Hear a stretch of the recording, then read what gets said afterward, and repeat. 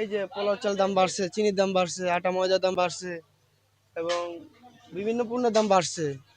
বেশিরভাগ বাড়ছে হচ্ছে পোলাও চালের দাম আর এর দাম আর কি চিনির দাম। পোলাও চাল আগে ছিল 170, 60, 80 এরকম। এখন হয়েছে 210, 200 টাকা এরকম বিক্রি করা লাগে। আবার নর্মাল যেটা 120 টাকা ছিল ওটা এখন 180 টাকা, 70 টাকা এরকম। চিনির দাম ছিল আগে এক বস্তায় 600 টাকা বাড়ছে। আগে ছিল 110 টাকা, 105 টাকা বিক্রি করতাম, এখন 120 টাকা বিক্রি করা লাগে। যেটা সাধারণ মানুষ আগে টুকটাক কিনতে পারতো না, এটাই পাইতেছে না। বেচা বিক্রি একদম নাই, বাজারে কোনো মানে নিয়ন্ত্রণ নাই, সব কিছু বেশি।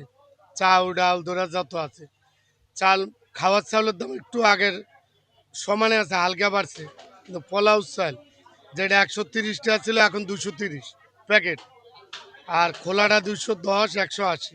মশলা এলাচের দাম বাড়ছে, জিরা আগের তুলনায় কেজিতে 200, 250 টাকা করে বাড়ছে, জিরার কেজিতে 50 টাকা বাড়ছে। খোলা তেলের কালকার বেলে তেলে 1000 টাকা বাড়ছে। আগে আসছিল 29,700 টাকা পাম অয়েল, এখন হলো 30,300 টাকা। তারপরে 38,500 টাকা হলো সোয়াবিন।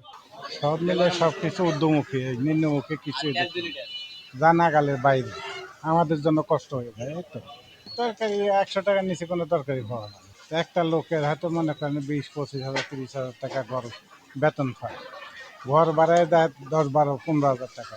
থাকে কত, তার বাল বাচ্চা আছে, লেখাপড়া আছে, সব মিলিয়ে ভালো না। বাজার এখন একটু ঠান্ডা, বেচে না কম। হাঁস 650 টাকা, 700 টাকা। মুরগির দাম, ব্রয়লারের দাম একটু বাড়ছে, 10 টাকা কেজিতে বাড়ছে ব্রয়লারের দাম। ক্রেতা কম, অনেক আগের চেয়ে অনেক